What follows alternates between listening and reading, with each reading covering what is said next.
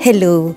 Welcome to Doctorapedia. Anong mga vitamins at minerals ang maaaring magpalakas sa baga ng baby o bata at magpababa sa posibilidad na ang baby o bata ay magkaroon ng ubot sipon, pulmonya, paghirap sa paghinga at atake ng hika? Yan ang tatalakayin natin sa video na ito. Para sa iba pang tips at kaalaman sa pag-aalaga ng iyong anak, mag-subscribe sa channel na ito. Ang unang vitamin na maaari mong ibigay sa iyong anak para mapalakas ang kanyang baga ay ang vitamin A. Ang vitamin A kasi ay importante para mapanatiling malusog ang mucosa o lining na bumabalot sa respiratory tract. Kabilang ang lining ng ilong, lining ng ngalangala, lining ng mga tubong papunta sa kanan at kaliwang baga, at ang lining sa mismong baga. Kapag kulang sa vitamin A ang iyong anak, ang mga lining na ito ay madaling mapunit at masugatan. Kaya ang mga mikrobyong nasa hangin na kanyang hinihinga ay mas madaling makakapasok sa loob ng kanyang katawan. Kaya kung kulang sa vitamin A ang katawan ng iyong anak, ang posibilidad na siya ay magkaroon ng respiratory tract infection o infection sa baga at mga tubong daanan ng hangin papuntang baga ay tumataas. At ito ang magiging sanhi ng pagkakaroon niya ng madalas na ubot-sipon at lagnat.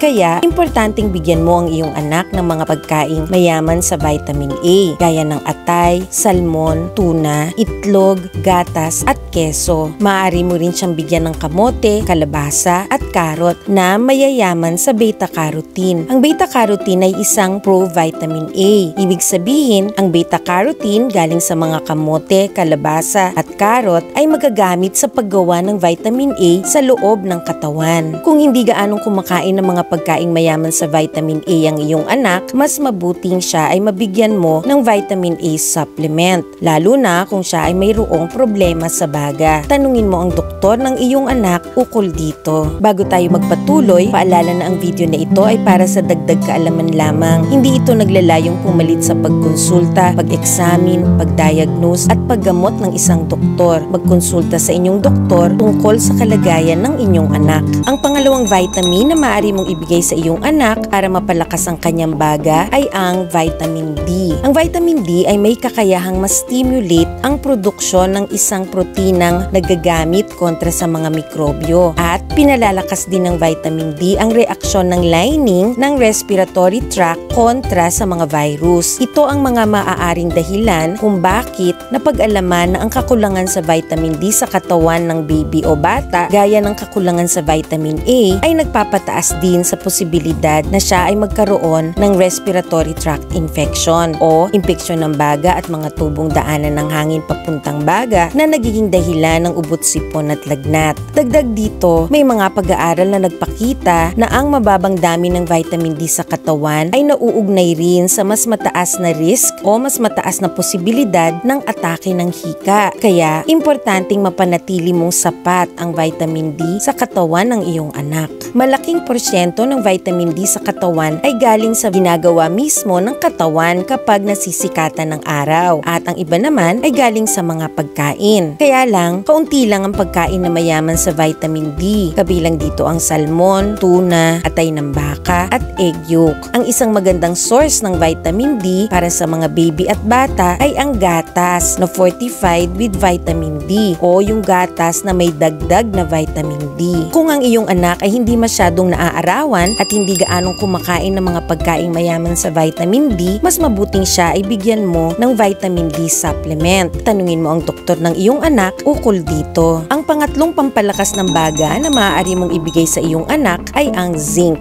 Ang zinc ay ang pangalawang pinakamaraming mineral sa katawan. Kapag kulang sa zinc ang katawan ng iyong anak, tumataas ang kanyang risk o ang posibilidad na siya ay magkaroon ng pneumonia o pulmonya. Ang pulmonya ay isang delikadong impeksyon ng baga. Lahat ng bata, kahit ano pang edad, ay maaaring magkaroon ng pulmonya. Pero, mas delikado ang pulmonya kung ang iyong anak ay 5 taong gulang o mas bata pa. Dahil, ang pulmonya ang number 1 na dahilan ng pagkamatay ng mga batang 5 taon o mas bata pa sa Pilipinas at sa buong mundo. Dagdag sa mataas na posibilidad ng pagkakaroon ng pulmonya, kung ang iyong anak ay may hika, ang pagkakaroon ng mas mababang dami ng zinc sa kanyang katawan ay maaaring maugnay sa mas hindi kontroladong simptomas ng kanyang hika. Kaya, napaka-importante na ang iyong anak ay sapat ang zinc sa katawan. Ang pagkaing pinakamayaman sa zinc ay ang ang oysters o talaba. Mayaman din sa zinc ang alimango, tahong, tulya, pati na rin ang karneng baka, baboy, manok. Bagamat marami pang ibang pagkain ang maaaring pagkuhanan ng zinc, na pag-alaman na halos 1 sa kada 5 sa mga Pilipinong bata ay mayroong zinc deficiency. Kaya maaaring kabilang dito ang iyong anak. Mas mabuting bigyan mo ng zinc supplement ang iyong anak dahil ayon sa pag-aaral, ang pagbibigay ng zinc supplement sa loob ng 4 to 6 months ay nakakatulong na maiwasan ang pulmonya sa mga batang may edad 2 to 59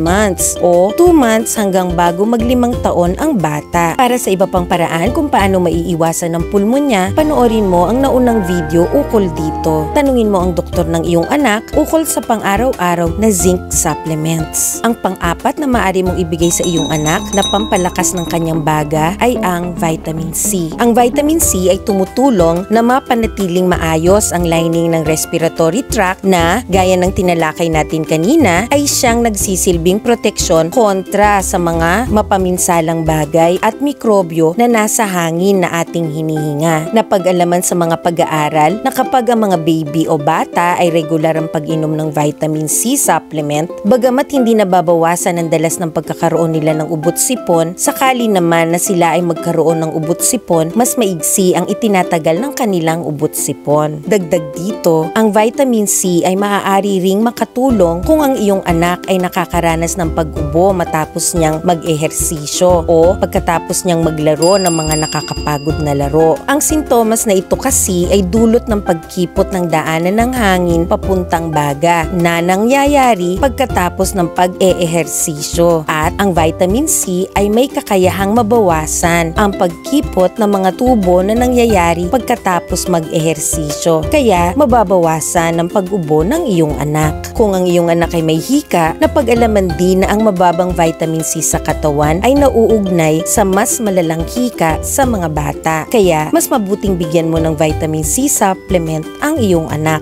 Bukod sa vitamin C supplements, ang iyong anak ay makakakuha rin ng vitamin C sa mga pagkain. Ang mga pagkaing mayaman sa vitamin C ay ang mga bayabas, papaya, citrus fruits, bell pepper, broccoli. Ang panglimang maaari mong ibigay na pampalakas ng baga ng iyong anak ay ang vitamin E. Ang vitamin E ay isang malakas na antioxidant. Ito ay tumutulong para maprotektahan ng mga baga sa pamamagitan ng pag-neutralize o pagkontra sa mga epekto ng mga inhaled pollutants o mga mapaminsalang bagay na nasa hangin na ating nahihinga paloob sa baga. Ang vitamin E ay maaaring magpababa sa risk o posibilidad ng simptomas ng hika, gaya ng pag-ubo at wheezing. Ang mga pagkaing mayaman sa vitamin E ay ang almond, avocado, sunflower seeds at sunflower oil, hazelnut, peanut butter, mani. Para sa mga clue na maaring may hika ang iyong anak, panoorin mo ang naunang video ukol dito. Panoorin mo rin ang video ukol sa mga home remedy para sa hindi nawawalang ubo ng iyong anak. Ang mga link para sa iba pang video ay nasa description ng video na ito. Please like and share this video, subscribe sa channel na ito, and click the notification bell. Thank you for watching